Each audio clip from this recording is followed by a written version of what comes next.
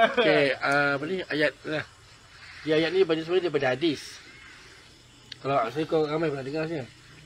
Ni bismillahillazi la yadurru ma'asmihi syai'un fil ard wala fis sama'i wa huwa sami'un alim. Ni hadis lah. Daripada hadis ya. So makna dia bismillahillazi, dengan nama Allah yang bila disebut. Ada yang kata dengan nama Allah dan dengan namanya. Dengan nama Allah dan dengan namanya. Ini dengan nama Allah yang bila disebut, segala sesuatu di bumi dan di langit tidak akan memudaratkan. Tidak akan memudaratkan. Dialah yang maha mendengar lagi maha mengetahui. Apa yang kita boleh faham ayat tu? Langit, bumi. Kita duduk di antara langit dan bumi. Apa segala yang ada di langit dan bumi, kan? Dengan nama Allah yang bila disebut namanya, maka tak ada mudarat. Jadi kalau kata macam itulah, kalau kau yakin dengan ayat ni, dengan nama Allah yang bila disebut, segala sesuatu di bumi dan di langit tidak akan memudaratkan. Tak takut tak? Sepatutnya kita takut dah sepatutnya. Sepatutnya tak takut dah. Sebab ni hadis kan? Dia kata di langit dan di bumi lah. Langit dan bumi. Maksudnya di antara lah. Antara langit dan bumi ni, bila disebut Allah, tak ada benda yang boleh memudaratkan kita sebenarnya. Tapi kenapa kita mudarat juga?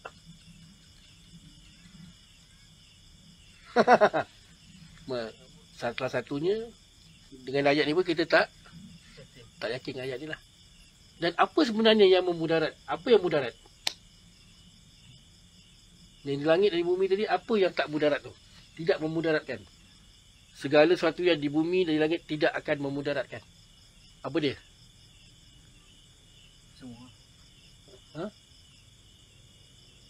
Yang sebenarnya semua. Yang paling utama tu adalah tu, keyakinan kita dengan Tuhan tadi.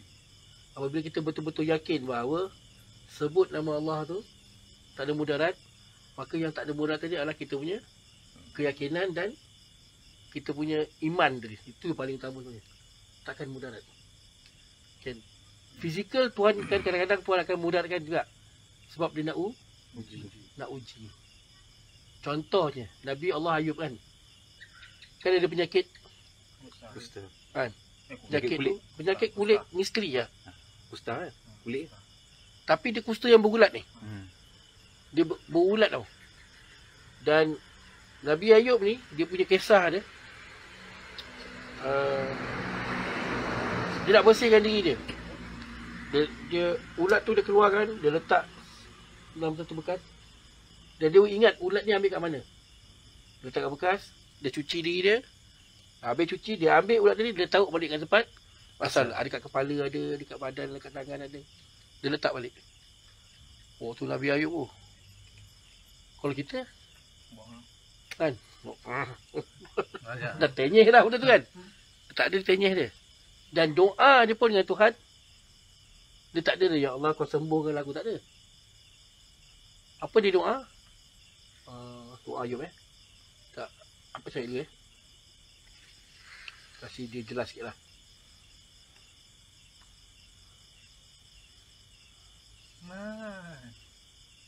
Ada man.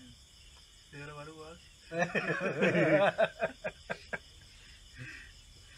Dia baru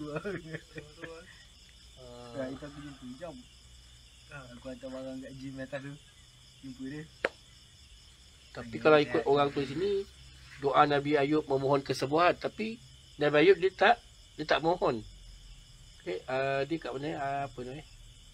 Dia surah Al-Anbiya ayat 80 3 dan 84 sebenarnya. Kan? Dia doa sini. Dia doa dia auzubillahi minasyaitanir rajim.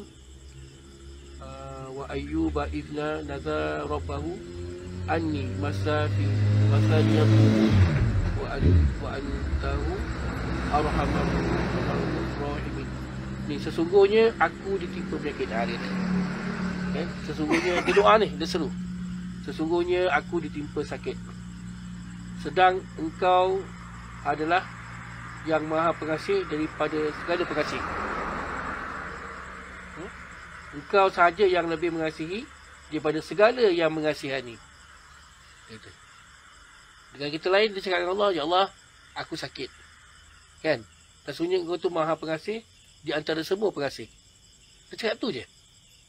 Dia tak ada pun cakap, ya Allah, kau angkatlah penyakit aku ini. Ayat yang seterusnya, lebih kurang apa ingatlah, atas seruan Ayub itu, maka kami angkat penyakit Ayub.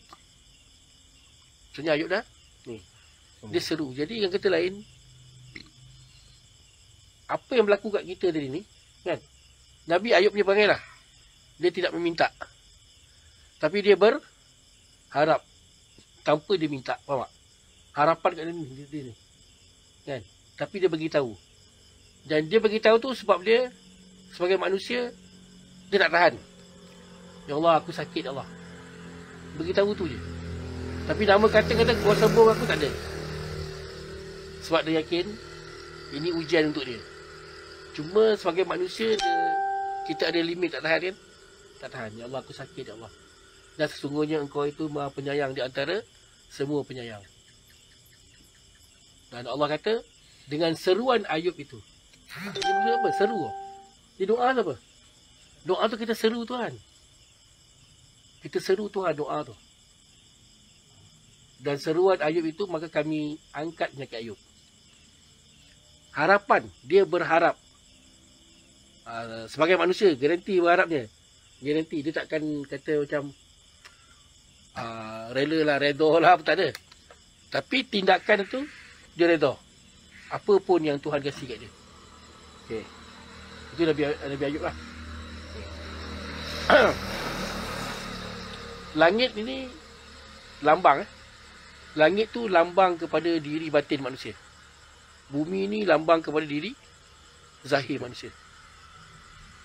Kalau kita baca balik tadi, dengan nama Allah dan bila disebut namanya, tidak ada kemudaratan di langit maupun di bumi. Dua-dua lah. Kan? Dia akan dijaga. Batin kita jaga, zahir kita terjaga. Bila kita sebut, kita yakin. Apa maksud nama Allah ni? Nama Allah tu apa maksud dia? Dengan nama Allah dan bila disebut namanya. Nama tu apa? Bahasa Arab asma'. Asma' ni apa? Sifat. Kan kita 99 asma' kan? 99 nama Allah. Sebab nama Allah tu dia melambangkan perangai. Contoh perangai yang paling besar, dua perangai paling besar dalam asma' Allah, Rahman dengan Rahim, Pemurah, Pengasih. Sebab itulah benda tu diletakkan dalam basmalah. Bismillahirrahmanirrahim. Dan kenapa Tuhan nak kita baca benda tu? Nak buat satu je baca. Sebelum nak makan baca, sebelum nak buat tu baca, sebelum nak ni baca, nak melangkah baca. Bismillahirrahmanirrahim. Sebut. Kenapa Tuhan suruh baca? Nak baca Quran baca tu dulu. Nak semayang baca tu dulu. Ni kita nak start silat dia kita baca dulu. Dengan nama Allah yang Maha Pemurah, Maha Pengasih. Kenapa? Kenapa Tuhan suruh baca? Kenapa kau baca bismillah? Tadi cakap apa? Memang start semua kita baca bismillah. Kenapa? Apa alasan kau? Apa alasan kau? Kita setiap dimulai dengan bismillah. Kenapa? Supaya apa kita buat tu satu diberkati dan terjaga. Diberkati. Oh, jadi bila kita baca benda tu, dia kita tu diberkati. Macam makan kan, kita baca bismillah sebelum makan. So yang makan kita makan tu diberkati lah. Berkat tu apa pula? Berkat tu cukup. Berkat tu cukup. Habis kalau jalan kita diberkati. Habis kalau kita nak buat apa-apa pekerjaan, bismillah bukan makan dia. Dan kenapa kena baca bismillah? Kenapa ayat dia? Dengan nama Allah, Maha Pemurah, Maha Pengasih. Apa yang Allah nak? Apa yang Allah nak kita baca bismillah? Kau pernah terfikir tak? Ingat. Ha? Allah nak kita ingat. Apa yang Allah nak sebenarnya? Bila dia suruh kita baca bismillah. Okey. Dengan nama Allah, okey, kita boleh cakap dengan perangai Allah, betul tak? Ya? Nama perangai kan? Dengan perangai Allah Pemurah, Pengasih. Dia kata perangai Allah lah. Okay? Tapi sifat Allah ni laisa kamislihi, tidak menyerupai sesuatu. So kita tak boleh nak bayangkan sebenarnya pemurah dia macam mana, pengasih dia macam mana. Dan dia cipta tu, dua sifat ni, dua perangai ni dia yang cipta. Dan dia lah pemilik kepada perangai ni. Tapi kat mana nak tengok perangai ni? Tu dekat insan tu. Jadi kenapa dia suruh baca? Supaya kita ada perangai tu. Dia nak kita bangunkan perangai tu. Pemurah, pengasih. Dalam apa segala kita nak buat, segala apa pekerjaan kita nak buat, pemikiran yang kita nak fikir, niat yang apa kita nak terniat, kita start dengan Bismillahirrahmanirrahim tu. Kita bangunkan perangai tu. Okey. Bila kau bayangkan, bila kita bangunkan perangai pemurah, pengasih, apa jadi? Semua orang bangunkan perangai tu. Apa jadi? Maka tak adalah permusuhan, tak ada pengkhianatan, tak ada dengki, tak ada. Kan? Ini sekarang orang potong sikit dah celaka kan? Dah celaka dah. Tu, pemurah pengasih terus down. Kan? Kalau pemurah pengasih tu ada, cerita, ya Allah, kau lindung ya Allah, bahaya dia bawa dia ya Allah. Kan? Lindung dia dari Allah. Betul? Kita akan doakan lagi. Tapi kalau pemurah pengasih tu ada, pengasih tu tak ada. Pemurah ni macam mana pula?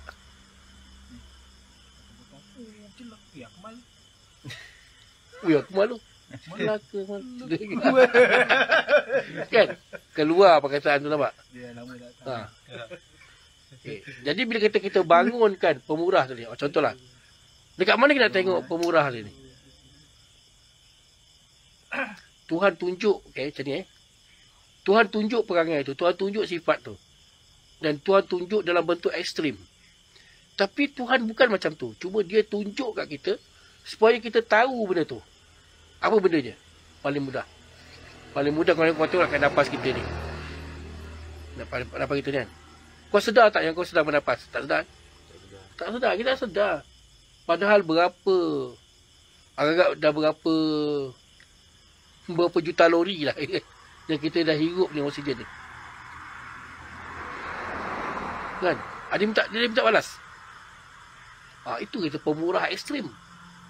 Kasih tanpa minta balas. Tanpa ada niat apa kau. Jadi Tuhan suruh bangun dengan benda tu.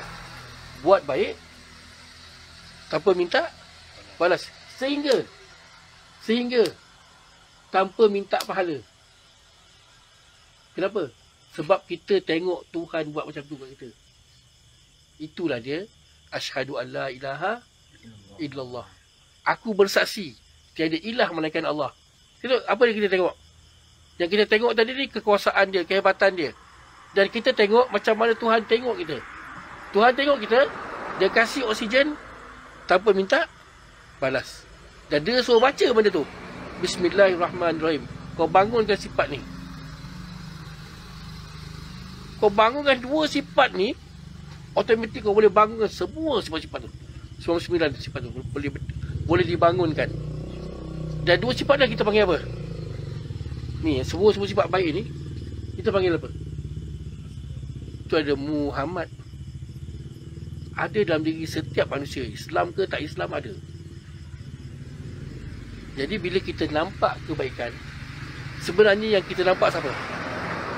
Wa asyhadu anna Muhammadar Rasulullah.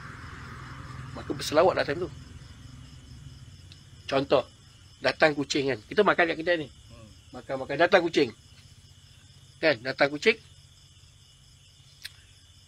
Tengok kita kan. Kadang-kadang dia mata tu kan. Dia cerita mata kan. Kesian dia kan. Rasa kesian dan kita tu rasa cinta. Ambil, makan. Tu sifat siapa tu? Itu ada Muhammad. Muhammad yang ada dalam diri. Kita ingat kita buat baik. Rupanya sifat baik itu datang daripada Muhammad yang memberi perkabaran baik. Bila nampak benda tu, kita tersedar, terus selawat. Ini tu barulah maksudnya selawat. Kita nampak Muhammad tadi ni. Selawat tadi pula. Selawat tu kita puji Muhammad tu. Even Nabi Muhammad SAW pun puji Muhammad Rasulullah. Dia tak puji diri dia. Dia puji Muhammad tu. Tu. Muhammad dia membawa, Nabi Muhammad SAW membawa 100% sifat baik Allah. Sifat baik yang dimiliki oleh Allah. Dan Allah tunjuk sifat tu kat kita. Supaya pertama kita tahu benda tu. Yang kedua kita bangunkan sifat tu. Okay. Bismillahirrahmanirrahim. Dengan nama Allah dan dengan nama Allah, dan bila kita sebut nama tu, kan, tidak ada kemudaratan langit dan bumi. Jadi kemudaratan ni datang daripada siapa sebenarnya? Kita yang buat mudarat. Kalau semua orang baca, tak adalah mudarat. Bila semua orang baca, contoh, bila kau letakkan dalam diri Rahman dengan Rahim, engkau akan pastikan diri kau selamat. Apa akan pastikan kau selamat, kau selamat. Apa akan pastikan semua selamat. Engkau pun sama. Engkau fikir semua selamat termasuk kau. Kau pun sama. Semua fikir benda yang sama. Semua selamat. Selamat tak? Ada mudarat tak? Itulah dia. Itulah dia. Bismillahirrahmanirrahim. La yadurru ma'asmihi syai'un fil ard wala fis sama'i. Sebenarnya Tuhan dah komplit dah buat kita ni. Kan? Sebab tu Tuhan jadikan kita khalifah. Tuhan jadikan kita khalifah. Jadi, kenapa kita nak amalkan ayat ni? Sebab kita nak bangunkan tadi tu. Bangunkan dua sifat utama tadi, Rahman dengan Rahim tadi ni, supaya mudarat tu tak ada. Dan kita sebarkan mudarat tu. So ni, dulu, awal-awal dulu, apa macam, bila baca ni kan, ni fikir dapat lah. Akan ada sing, akan ada shil apa? Akan ada pendinding. Memang orang panggil ni ayat yang pendinding. Kan? Tapi pendinding yang sebenar tu adalah tu yang membangunkan Muhammad dalam diri tu. Itulah pendinding yang sebenar. Yang Allah nak selamatkan kita daripada bencana ke itu rahsia Allah. Kita tak perlu nak pergi sana. Ya? Tapi yang perlu kita bangunkan tadi ni tu nama tu kita kena bangun. Rahman dengan Rahim. Itu dah Bismillahirrahmanirrahim. So ni ayat ni kan. Ayat ni kau kena memang kena ni. Kena hafalkan Ada Pak letak lah. Abang letak kat grup. Bismillahirrahmanirrahim. La yadurru ma'asmihi syai'un fil ard wala fis sama'i wa huwas sami'un alim. Dengan nama Allah dan dengan namanya bila disebut tidak ada kemudaratan di langit maupun di bumi. Salah satunya kita yang mengawal semua tu tentang kemudaratan tu. Yang kedua, kita betul-betul kata itu janji Tuhan. Kan? Bila kita sebut nama dia. Apa maksud sebut nama dia? Ada yang sebut sekat Allah tu. Okey. Kan nama Allah 99.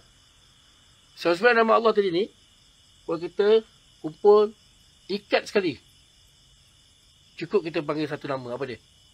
Allah tu cukup lah. Allah tu dah mewakili semua. Ada orang cakap pun nama ke-100 lah apa kan. Sampai habis tak jawab. Dia kata apa? Kalau tahu nama ke-100 tu, kan? Cicak kalau tahu nama 100 tu, cicak orang juga dia tu. Sampai habis, Tok Guru tu tak cerita apa nama dia. Dah 100 tu. Itulah dia. Allah dah beritahu dah nama dia. So tak perlu kita sebut Ya Rahman, Ya Rahim, Al-Malik, Al-Qudus, As-Salam, tak payahlah. Cukuplah dengan kata nama Allah ni dan merangkumi semua. Termasuk sifat 20 dia tu. Sifat 20. Dan asma' tadi adalah kembangan daripada sifat 20 tu. Boleh faham tak? Boleh. Simple kan? Simple lah. Siapa apa nak kita cuba lari. Ramai yang mistik lebih. Faham tak? Ramai yang menjadi mistik tu lebih.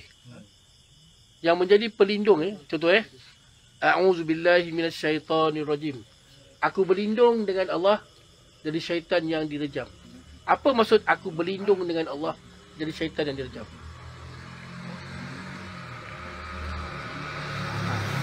Saya jawab. Apa maksud aku berlindung dengan Allah dari syaitan yang direjam? Macam mana pula yang tu? Yang dikatakan berlindung dengan Allah tadi ni dari syaitan ni. Macam mana? Kan? Bagi sebut Allah. Kan? Itu yang apa tadi? Ramai kita pergi ke arah macam tu. Tapi sebenarnya yang melindungi itu adalah pembangunan diri. Yang membangun, diri yang membangun diri. Diri Muhammad yang membangun. Sebab itu kita dalam silat kita langkah 4. Langkah 4 apa? Mim ha mim dal. Mim, lepas tu ha. Mim yang kedua mim tasdid. Mim sabdu, lepas tu dal. Itu tu letak tu untuk apa? Supaya kita pergi ke arah tu. Kita tanya Muhammad ni apa bendanya? Mim ha mim dal ni apa Muhammad? Muhammad ni apa? Buat kajian tentang Muhammad. Maka Muhammad inilah yang membawa 100% sifat Tuhan yang membangun ni. So yang kita sekali yang kita bangun jadi Muhammad ni lah. Yang kita bangunkan. Jadi fizikal dia langkah 4. Batin dia tadi bangunkan Muhammad dalam diri. Dan kalau kata kita belajar kan langkah 4 Langkah 4, langkah mim, langkah pertama sabar, undur. Langkah kedua, undur, sabar. Langkah ketiga, undur dan beri peringatan. Itulah Muhammad. Dikaitkan macam tu. Dan dia bentukkan langkah gerakan tu macam tu. So perkara pertama dalam langkah 4 yang kita belajar adalah sabar. Sebab sabar yang paling susah kita nak buat dalam hidup ni. Sabar yang paling. Sabar tu siapa? Sabar tu.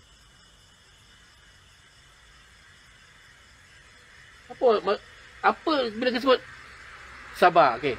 Apa yang kau faham tentang sabar? Kelas. Menahan diri. Bertahan lah. Dia kata bertahan kan. Nak kata kalau macam contoh kan orang pukul apa? Sabar lah kan. Macam tu ke sabar?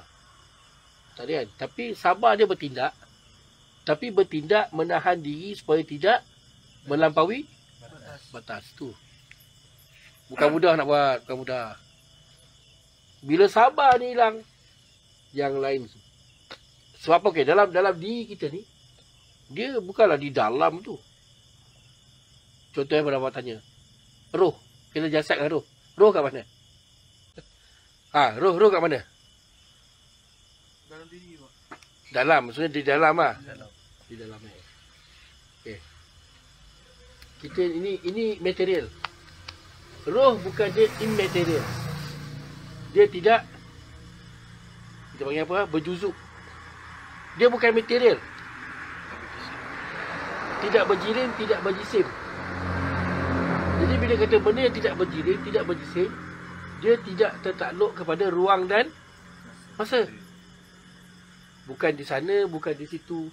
Bukan di dalam, bukan di luar, bukan di atas, bukan di bawah. Bukan di sini, bukan di sini, bukan. Tapi dia ada link. Sebab dia tidak bertempat. Sebab dia tak duduk dalam ruang. Macam mana tu Pak? Macam tu lah. Satu dia laisa kamisli. Jangan kita cuba melepasi garisan tu. Itu wayang putus. Dan lupa. Faham ni?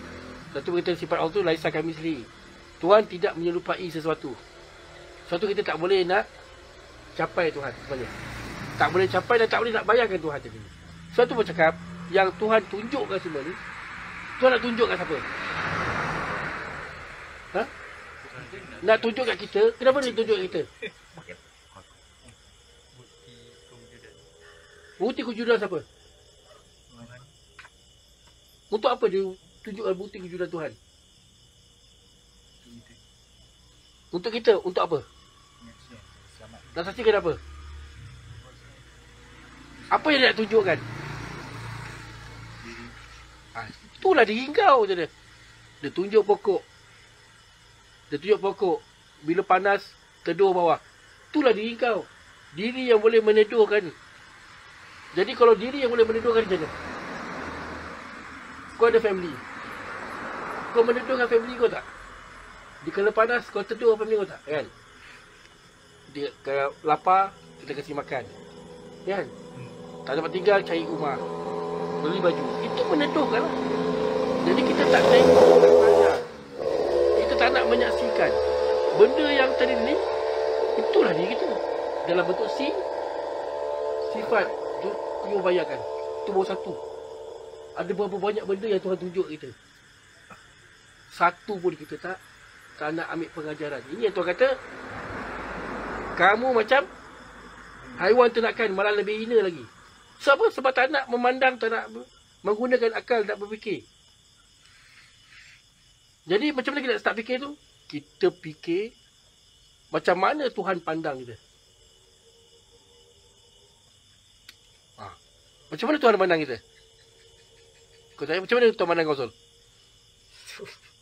Kau tengok cermin. Muka kau ada tak muka macam kau kat dunia ni? Kau rasa? Tengok cermin saya handsome juga. Okey. Kau rasa handsome kan? Tak apa, tak ada masalah. Tipu diri sendiri dah. Aduh. Kan? Tak, bila kita lepas kita gunting rambut, okey, kita handsome. Kan? Handsome tu. Tapi kita tak terfikir ke? Macam mana Tuhan boleh fikir? Kan? Tuhan boleh fikir, dia buat muka aku macam ni. Nama Zul tu, nama ni, muka kena macam ni. Dia tak boleh sama dengan muka orang lain. Dia kasih mak aku macam ni, bapak aku macam ni. Dia kasih isteri, dia kasih anak. Ada kan? Ada. Dia kasih kawan-kawan, dia kasih. Itu pandangan Tuhan terhadap kita. Dan apa yang dia pandang tu, itu yang terbaik untuk kita. Tapi kita tak nak memikirkan benda tu. Dan Tuhan tunjukkan semua ni, dalam ni semua. Apa yang Tuhan nak tunjukkan, dia tunjuk. Dia sedang memperkenalkan kita kepada siapa kita yang sebenarnya. Sebab bila kita nak kenal siapa dia yang sebenarnya, takkan boleh kenal. Dia terlalu hebat. Kalau kita boleh kenal dia, hebat kita. Tapi dengan mengenal diri sendiri, kan, kita boleh tahu siapa dia. Bermaksud apa? Maksud macam mana tu? Kalau kita tahu kita ni, aku ni hamba je. Apa yang ada kat aku ni, semua bukan milik aku. Duit, memanglah duit tu milik aku. Tapi hakikatnya bukan milik kita. Kan? Even ada yang kena zakat, ada yang kena kasih bini. Kena kasih ke anak. Ada lagi tiga, ada sikit untuk kita. Kasih mak, kasih tu, kasih untuk kereta, untuk rumah. Even tu pun bukan untuk dipecah-pecahkan, dia dapat sikit je untuk kita. Jadi dengan kata lain, bila kita faham benda tu siapa aku sebenarnya, itu kita boleh tahu siapa Tuhan kita sebenarnya. Dan bila kita tahu siapa Tuhan kita sebenarnya, macam itulah akan bangkit diri hamba. Kan? Diri hamba tu akan bangkit, dia akan bertindak sebagai hamba. Dengan Tuhan dia rasa apa? Itu masalah kita. Suatu bila semayang, Allah tak ada apa. Tak ada rasa apa. Masa Allah tu tak ada rasa apa. Padahal gerakan yang pertama ni apa ni? Takbir. Tapi gerakan dia angkat tangan. So ini simbolik kepada surrender. Serah diri. Apa yang nak kita serah diri ni? Kenapa Tuhan suruh serah diri? Bergerakan solat yang pertama adalah serah diri. Apa yang Tuhan nak ajar kita? Apa yang Tuhan nak ajar kita? Kenapa nak kena serah diri? Suatu kita nak tahu tu kenapa. Tapi kita tak nak ambil tahu masalahnya. Bukan kita tak tahu.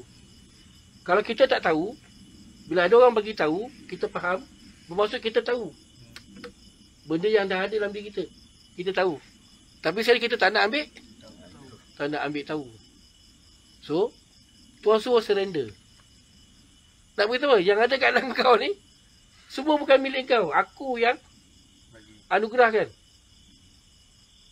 Kalau kau sedari, kau serahlah diri kau. Tapi kita malangnya, kita cuba berperangai macam iblis. Kita rasa kita yang boleh buat tu, kita yang boleh buat ni. Kan? Sebab tu bila semayang tak ada rasa penyerahan diri tu tak ada. Padahal kalau betul-betul kita fikir balik kan. Ya Allah, kat aku tak ada apa-apa sebenarnya. Tak ada apa-apa. Lebih elok kita duduk dalam keadaan merayat marhain yang biasa. Cuba kau bayangkan. Kalau kita ni duduk jadi PM, duduk jadi agung, jadi ketua polis negara. Masa kita sujud, apa kita rasa? Kita sekurang-kurang je lah, duit tak cukup. Masa sujud tu kan, ya Allah, aku susah, ya Allah, betul tak? Ha. Masa nak naik, awal-awal nak buat insurans tu kan, sakit kan? Masa tu punya lah kan? Dengan Tuhan tu, ya Allah, tolong, ya Allah, betul tak? Ha. Disebabkan keadaan macam tu, pergantungan kita dengan Tuhan dekat. Alright. Pergantungan kita dengan Tuhan tu sangat kuat. Tapi cuba bayangkan kita kedudukan tadi ni. Kaya raya, orang kaya gila. Duit bukan masalah. Kan? Pangkat dan darjat semua pangkat dah tinggi. Kita PM, kita ketua hakim, kita agung kan. Masa Allahu Akbar tu, apa dia punya rasa, perasaan?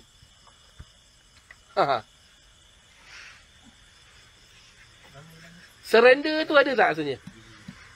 Bukan mudah. Kan?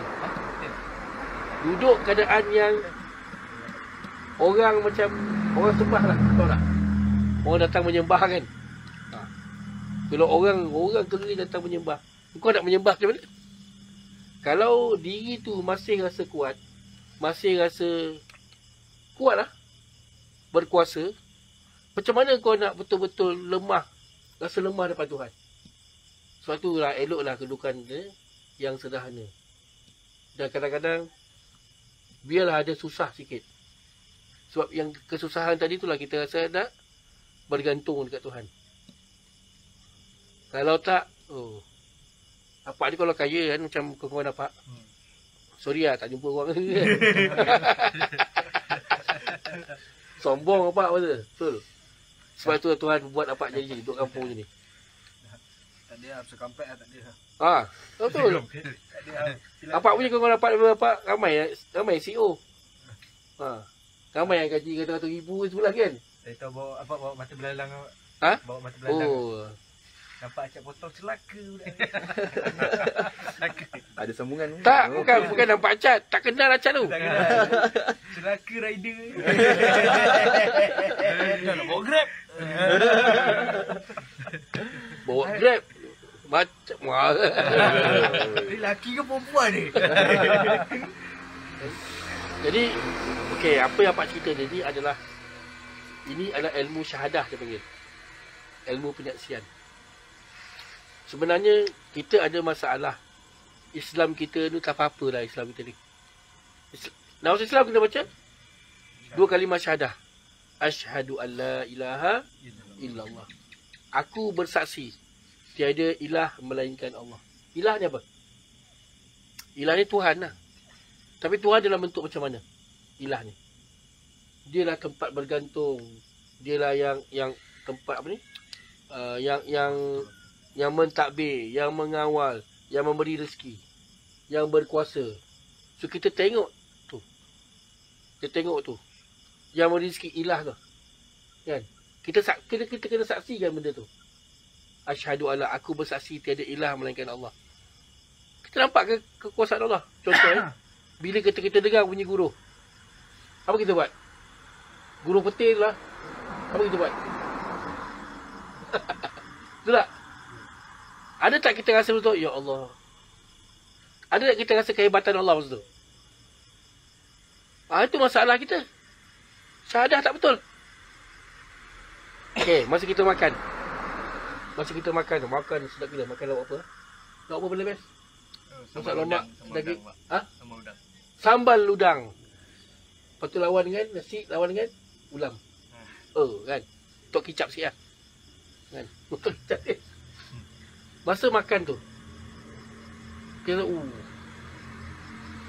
kita dulu apa? Tak ingat dunia kan? Tak ingat dunia. Betul. Tak ingat. Kita tak ingat Tuhan tu. Time tu. Masa makan tu tak ingat Tuhan. Kita tak ingat yang rasa sedap tu datang dari siapa? Siapa yang kasi rasa sedap tu? Syahadah tak betul. Satu apa kita buat kat dunia ni, langsung tak tengok Tuhan. Padahal mulut cakap apa? Sembayang hari-hari, asyhadu an la ilaha illallah. Aku bersaksi tiada ilah bagi Allah. Jadi kata-kata penyaksian kita tu semua pembohongan, betul-betul. Cakap kata saksi, tapi setiap penyaksian tak ada dalam ni kan. Besok benda tu kau nak bawa pergi ke Tuhan.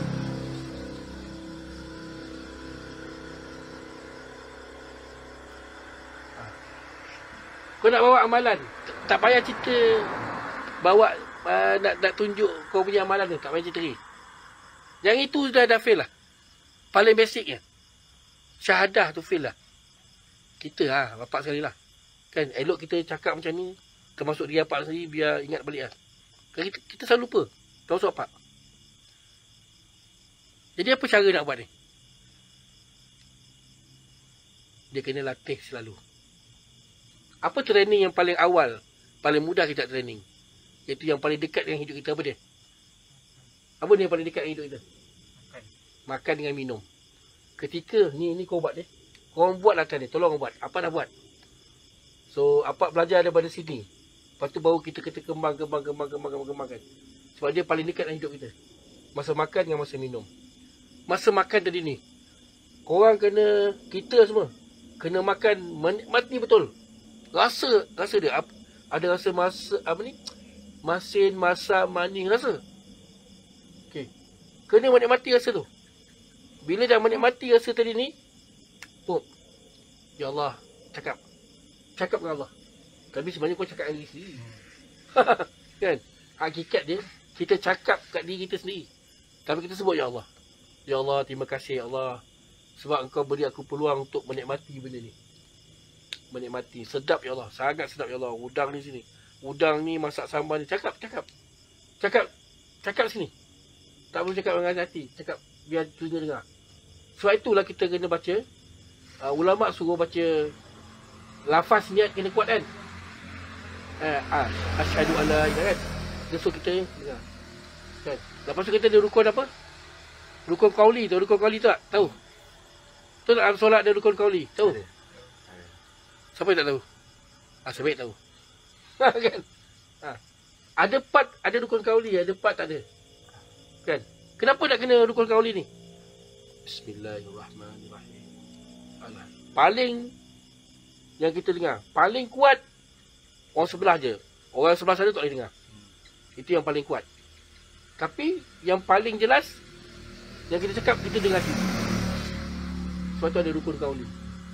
Ni sama juga. Masa makan tu macam rukun qauli juga. Cakap kat diri sendiri. Kan? Ya Allah, terima kasih ya Allah. Sebab kau anugerahkan aku nikmat ni. Kalau kita sebabkan bukan kau ya Allah, aku langsung tak ada peluang nak merasai sedap udang ni. Nasi dia cakap. Nasi dia gebu ya Allah. Terima kasih ya Allah. Terima kasih ya Allah. Namun ya Allah, cuma satu ya Allah, aku mohon pada kau ya Allah. Janganlah kau tuntut aku ya Allah nikmat ni kat akhirat besok ya Allah. Sebab kalau kau tuntut ya Allah, habis aku ya Allah. Aku tak boleh nak bayar balik. Sebut dia. Tengoklah. Apa first round habis hancur. Tu tak hancur. Nangis. First round dapat habis. Tengoklah korang berapa round. Tapi dia kena selalu latih. Okey. Lepas dah makan tadi tu, bawa ke lain pula. Segala apa yang kita ada berapa dia? 5. 6. 6. 6 kan? 6 ke 7? 6 6. Okey. Semua deria itu adalah sensor lah. Sensor untuk nak menengok Tuhan. Mata, telinga kan. Rasa, pegang. Apa lagi? Even otak idea tu pun kan. Tu. Semua tu adalah laluan kita nak pergi asyhadu alla ilaha illallah. Maka gunakan semua tu. Yang kita nak tengok tadi adalah dia punya makan tadi tu. Kalau tak sebab Tuhan lah pandang kita, bukan Tuhan yang memandang kita. Apa maksud memandang tu? Kalau bukan Tuhan memandang kita, tak kena dapat rasa nikmat tu. Sedap. Memang orang tu masak. Tapi orang yang masak sedap tadi, siapa yang jadikan dia?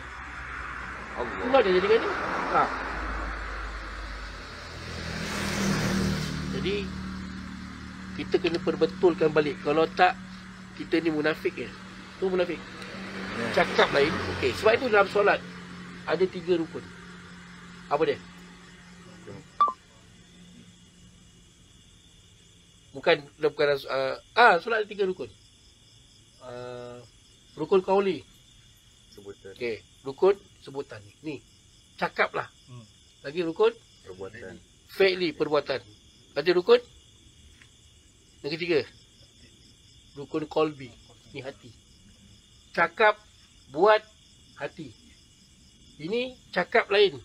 Asyhadu alla ilaha illallah kan. Ataupun inna solati wa nusuki wa mahyaya wa mamati lillahi rabbil alamin. Kan? Sesungguhnya inna solati, solatku, ibadatku, hidupku, matiku kerana Tuhan sekalian alam. Mulut cakap.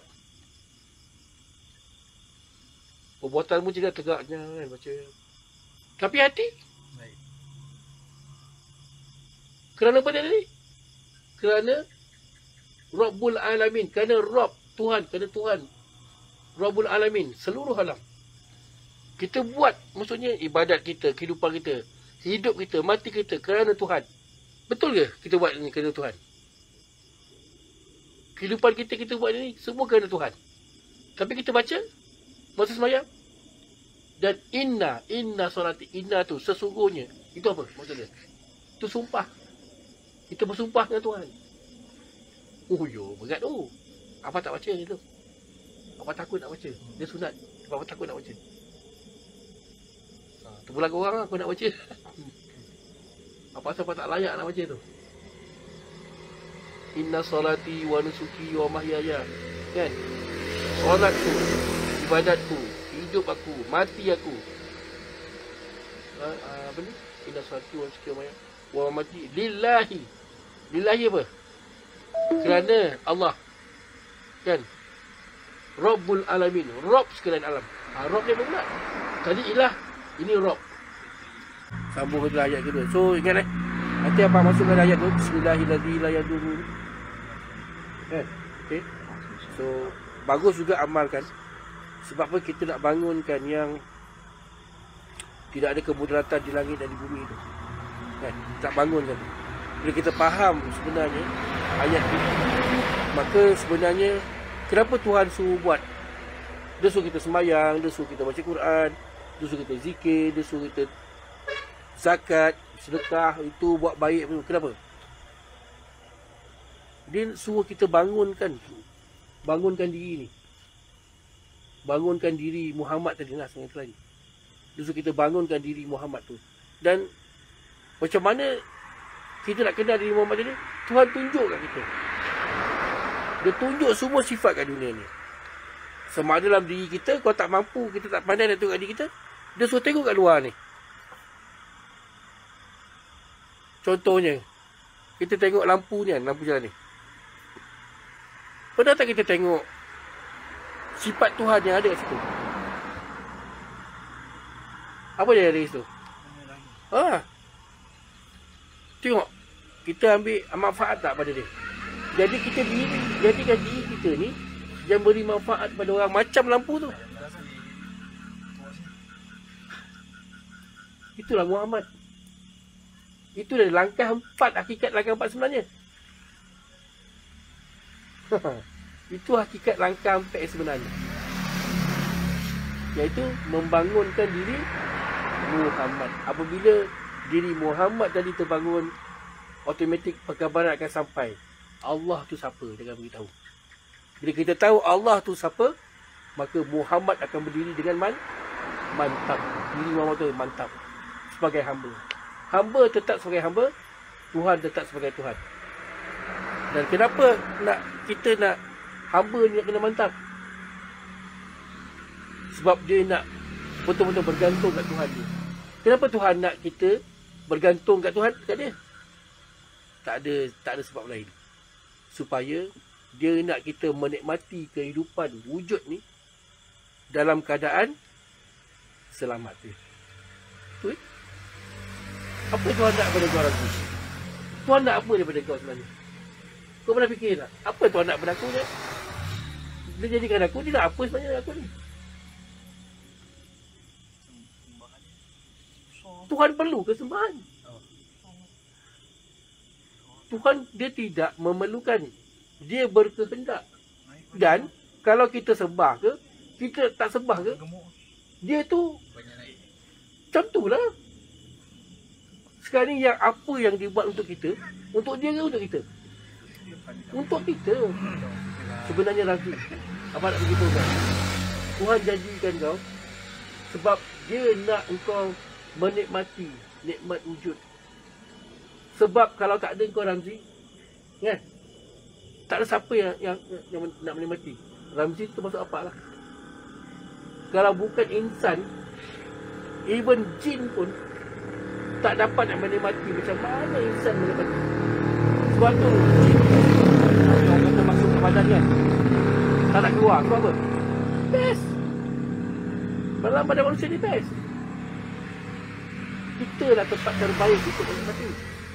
Even pokok pun tak dapat nak menikmati macam mana kita menikmati. Makhluk-makhluk lain tak dapat nak menikmati. Itu cakap yang paling hampir jin lah kan. Tidak aku jadikan jin dan manusia.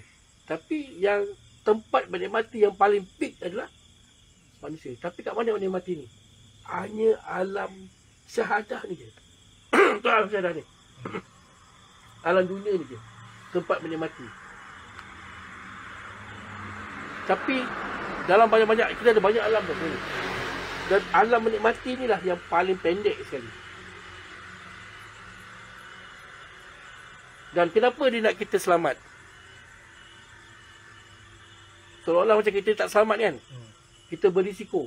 Kenapa? Sebab kejadian kita tadi ni sempurna. Apa maksud sempurna? Penuh dengan elemen baik dan penuh dengan elemen jahat dalam diri kita. Kenapa Tuhan letak elemen jahat dalam diri kita?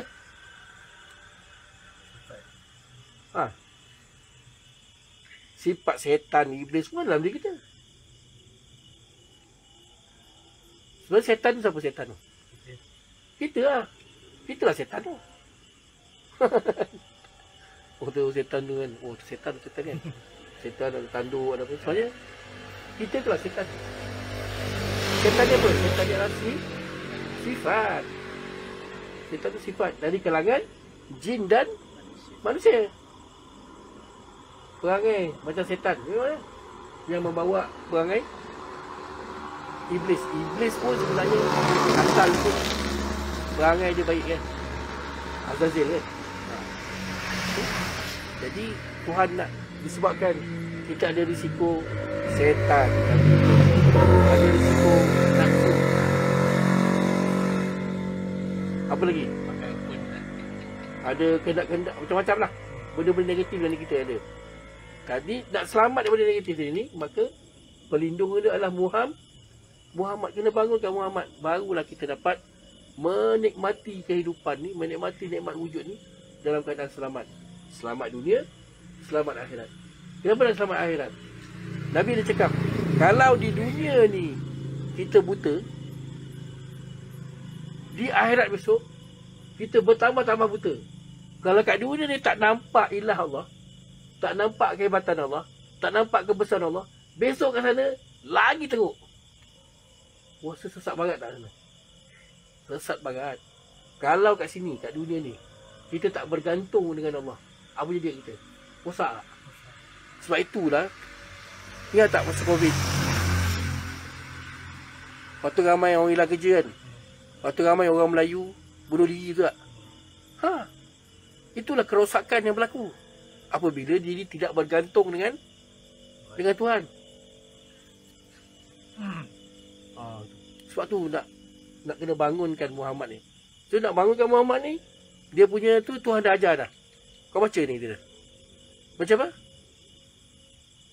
Mula suruh baca bismillah kan? Lepas tu suruh baca syahadah. Kan? Bismillahirrahmanirrahim. So dia bangunkan. Bersihkan hati tu. Kau jadi pemurah, kau jadi pengasih. Lepas tu kau baca ni. Asyhadu alla ilaha illallah. Aku bersaksi tiada ilah melainkan Allah. Maksudnya dia dapat menyaksikan kebesaran, kehebatan Allah. Tengok lah ni. Tengok awan, tengok matahari, tengok lah. Tapi semua-semua ni, yang paling besar, yang paling mudah sebenarnya nak tengok, dalam diri kita ni. Ni, apa cerita nafas ya? Cerita nafas ya? Ni kan nafas kan? Nafas ni auto ke manual? Betul. Okey, sekarang ni kau tahan nafas. Okey. Lepas tu tarik. Lepas. Okey, tukar jadi auto. Kan? Kau boleh tukar manual, kau boleh tukar auto. Siapa yang kawal ni? Siapa yang cipta sistem ni? Tapi kita menikmati sistem pernafasan ni, kita sedar tak? Beragak-agak kalau kita buat dalam bentuk, tukar dalam bentuk alat sistem ni, berapa nak kena bayar? Tengok, Tuhan supply oksigen. Tuhan buat ni, lubang dalam ada paru-paru. Ada sambung pula dengan jantung yang akan serap oksigen. Berkait-kait lah semua tu. Napas tu sendiri. Ni boleh cerita ni. Telinga kita, mata, sistem ada pula bakteria-bakteria baik lah, apalah, DNA lah, apalah. Tu belum cerita lagi tu. Boleh cerita napas ni. Tapi apa sebenarnya tajuk dengan napas tu. Macam mana kan Tuhan boleh buat tu. Kita boleh auto. Contoh tengah tidur. Siapa kawal napas? Siapa kawal napas kau? Tak payahlah. Tengah apa cakap ni. Contoh kau minum. Bernapas tak time tu? Siapa yang stop kan? Siapa stop kan? Terus demo. Tak cuba buat kan? Cuba buat. Masa kita tak pernah fikir benda tu. Tu Tuhan cakap. Orang yang tak fikir benda ni, seumpama haiwan ternakan malah lebih hina daripada tu. Tuhan dah beri satu benda yang paling besar. Akal. Tapi kita tak nak guna akal. Jadi gunakan akal ni untuk apa? Contoh ni. Asyhadu an la ilaha illallah. Macam mana nak buat? Wa asyhadu anna Muhammadar Rasulullah. Iaitu cara Muhammad memandang Allah. Itu dengan apa? Dia memandang, menyaksikan kebesaran, kesempurnaan, kehebatan Allah. Sehingga terbangun akhlak dan budi pekerti terpuji. Akhlak dia apa pula? Pecah lagi. Akhlak dia apa? Akhlak pun seperti ni. Kan? Sehingga terbangun akhlak dan budi pekerti terpuji. Akhlak ni lah cara kita ni ada dua. Hablum minallah, hablum minannas. Iaitu cara kita berhubung dengan Allah, cara kita berhubung dengan manusia. Itulah akhlak. Ikutlah akhlak Muhammad. Jadi bila kau pandang Allah tu besar, sombong lagi tak? Apakah sombongan kau tak? Aku hebat. Kan? Aku boleh cerita pasal Tuhan, ketuhanan, Muhammad, apa kan? Sampai tu yang macam tu. Itu dah dia apa tu? Kau tahu ilmu aku. Kan? Tapi tiba-tiba ada dia tu tiba pap tu. Tu semua bukan ilmu kau lah. Kan? Kau tak ada apa-apa ilmu pun. Itu semua perkabaran yang aku berikan, Tuhan kata kat itu. Nampak? Tuhan bisik. Jangan nak perasan. Dia bisik macam tu. So lepas tu apa kan? Tuan Pak cakap dengan kau. Apa bercakap dengan kau dalam keadaan apa mengaku apa tak tahu apa-apa sebenarnya. Faham tak? Satu pentingnya kau tak jadi bahawa kau tahu ilmu aku. Itu Macam apa lagi bayar macam apa ni? Dia akan datang. Dia akan datang. Padahal aku tak tahu apa-apa pun. Tapi perkabaran yang sampai. Tapi benda ni kita kena sentiasa bercakap. Sebab ini bukan belajar tapi kita sentiasa discuss. Sebab kalau tak nanti kita jauh dengan Tuhan. Syahadah kita tak betul tak? Bila okey, saya dah pernah tanya. Apa tak tahu lah korang punya pemahaman macam mana sekarang. Sebab apa tak boleh nak kasih faham. Yang betul-betul kasih faham siapa? Allah yang kasih faham. Apa hanya sampai kat dia. Bila kita fikir-fikir balik, betul ke tak betul syahadah kita selama ni? Kan? Syahadah yang kita bawa selama ni, betul ke tak betul? Sendiri boleh jawab lah. Okay lah. Itulah tu. Okay. Al-Fatihah. Habis?